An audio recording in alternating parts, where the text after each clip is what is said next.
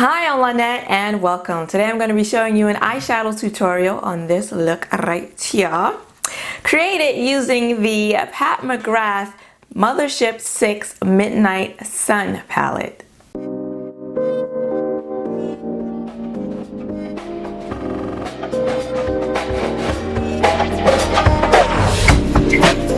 Now, the Pat McGrath Mothership 6 Midnight Sun palette is the latest palette in my, is it the latest palette? I think it might be tied, okay, maybe it's my second to most recent Pat McGrath addition to my channel. I bought it around my birthday time. So it is part of my birthday haul, and I bought it around the same time as the Rose Decadence palette. So yeah, I got these around the same time, so I don't know which one came first, but this palette is one that oh, let me just show you what it looks like in case you forgot. This is an oldie, and this is like the last one that I resisted in buying. The only Mothership palette now that I don't have is number 7 Divine Rose, but I have all the others, and this was the last one of those two that I finally decided to pick up. And really I just bought it because it was on sale. I'm gonna be honest with you, because it was my birthday, it was on sale, 25% off, and you know, I felt the hole in my collection a little bit, so I was like, all right, I'll go on ahead and I'll buy it. And because the color story just really doesn't speak to me, and that's why I didn't purchase it. But I did use it. Actually, this is my second time using this palette. I did a look with it that I posted on Instagram, and now this is my second time digging into it. So if you'd like to know my thoughts on this palette after finally buying it, please stick around after the tutorial and I will tell you. I do have some thoughts. You might be surprised. you might be surprised. So if you would like to see how I created this look today using the Pat McGrath Mothership 6 Midnight Sun palette, then keep on watching. Starting off today's look using the Urban Decay Primer Potion. This is the anti-aging.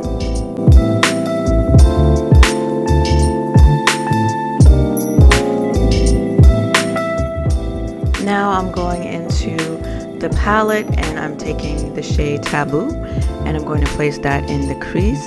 And as you can see, it looks much lighter in the pan than it does on my eye. It looks much darker once I applied it to the skin.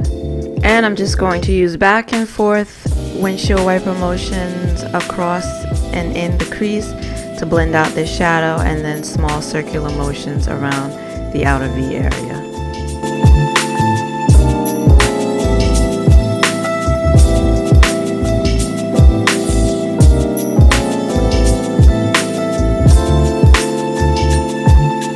Back into the palette, and now I'm going to take Extreme Dusk, and that's the really dark brown black matte shade, and I'm going to place that in the outer V area, blending it onto the lid a little ways and then into the crease to give this eye look some definition and depth.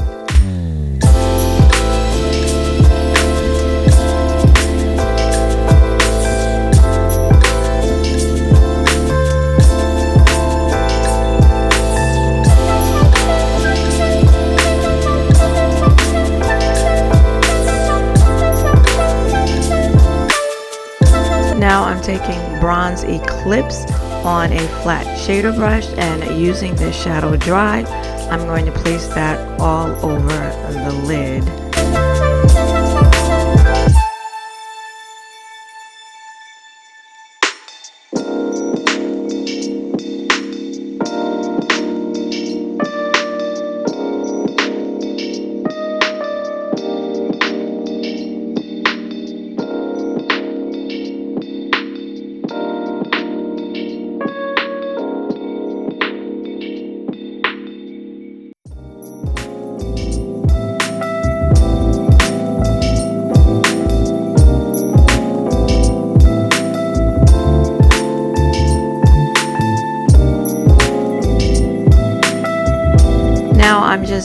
taking a different brush and using that same dark eyeshadow, Extreme Dusk, that I used in the outer V and in the crease, and I just placed a little bit on this brush, which is a smaller, fluffier brush, not fluffier, but a smaller, more defined fluffy brush, because I just want to make sure I concentrate that in the crease area. I just want to define the crease area. I don't want to diffuse it out too far, too wide.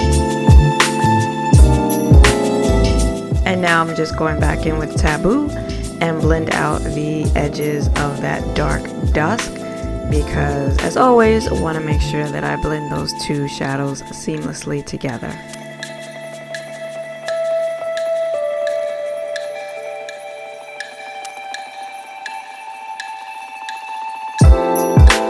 And now I'm taking Jubilee, and this is one of the special shades, and I'm tapping that in the middle of the lid. I was trying to give it a little more shimmer, a little more shine, a little more sparkle.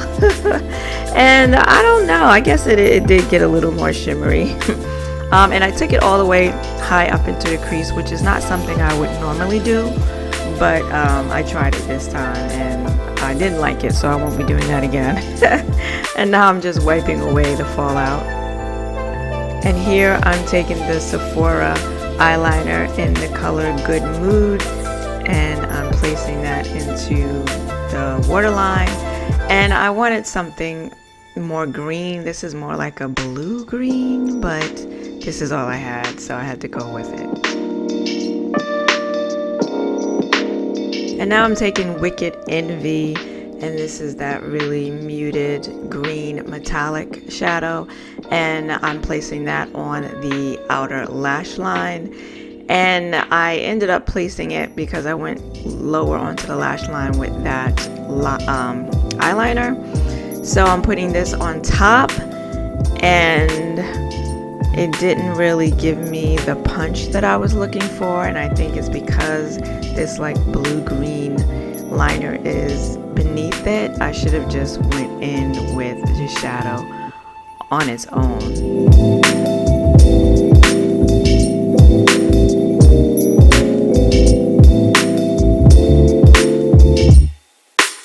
And now I'm back in with Jubilee, and this time I dampened my brush, and I'm placing that in my inner corner to serve as my highlight.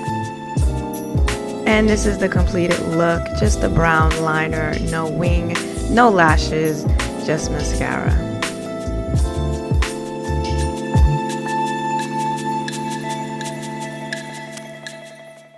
Okay, that is the completed look. And what are my thoughts after finally purchasing this palette? As I said, I never got it before because the color story just doesn't speak to me. You know, it's got a lot of warm tones in it. You know, there's nothing wrong with warm tones. It's just, I don't know, this color story just doesn't like draw me in and say, ooh, I don't get excited about it. Now it performed in the same way that, in my opinion, all of my other Pat McGrath palettes perform.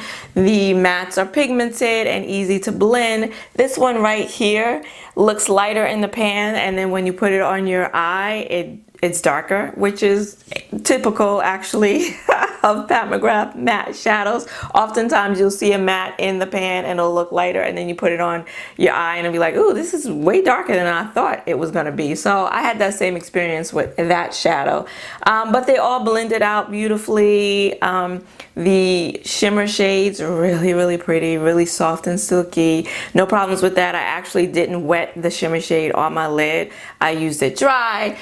This special shade right here, Jubilee, is really, it's really special. You know, it's her requisite gold, because you know Ms. McGrath has a gold in just about every single palette, but this one here is just really pretty. And I'm not big on gold eyeshadows, but this one here is really beautiful. So yeah, very beautiful. Now the only two eyeshadows in this palette that kind of made me even consider buying it, besides the fact that it's Pat McGrath, was this shade right here.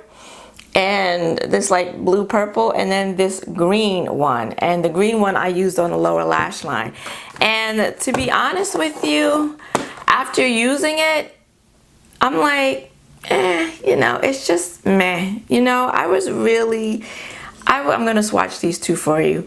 The first look that I did with this palette, I did use that like blue violet shade, and I was so excited to put it on my eyes, and then it just, I don't know, it just didn't give me the punch that I was looking for. Of course, I did the look and it was really, really pretty, but I was just expecting more from it. I don't know why, I just was.